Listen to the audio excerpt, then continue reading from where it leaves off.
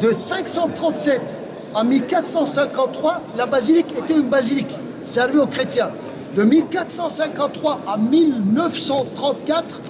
1934-35, c'était une mosquée.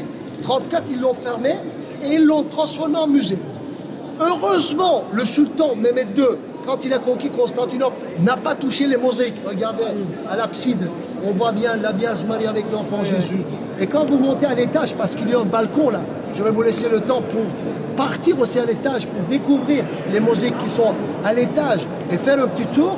Et vous allez voir que ces mosaïques sont là grâce à la culture et à la personne de Mehmed II. Parce que Mehmed II, quand il a conquis Constantinople, vous savez qu'est-ce qu'il a dit? Personne d'autre que moi rentre dans la basilique Sainte-Sophie. Ça sera d'abord moi qui aura l'honneur de mettre le pied dans cet endroit sacré.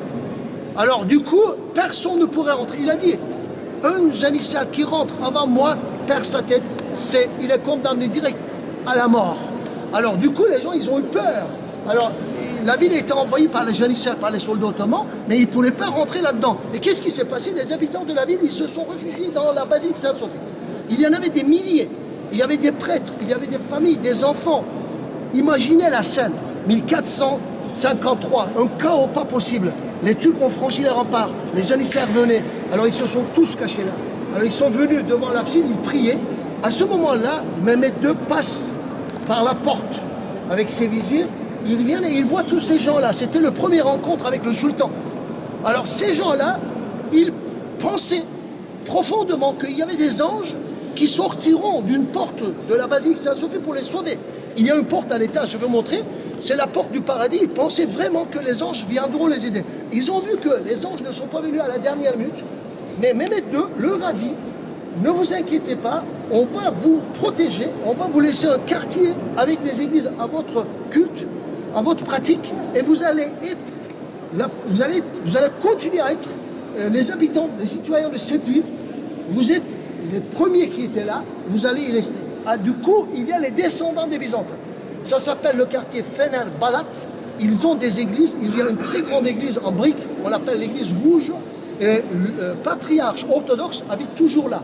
Alors il y a les descendants de ces gens-là qui se sont réfugiés ici, dans cette église, à la prise de Constantinople. Bien sûr, ça a sauvé l'église aussi, avec les gens, parce que c'est sacré. Alors, Mehmed II est rentré, il était ébloui par la beauté, par les mosaïques.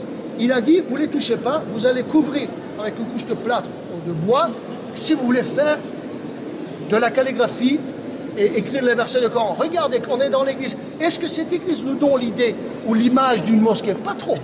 Il y a seulement certaines écritures en arabe. On voit Dieu qui est marqué là-bas, le prophète à gauche, sur d'autres grands plateaux en peau de chameau.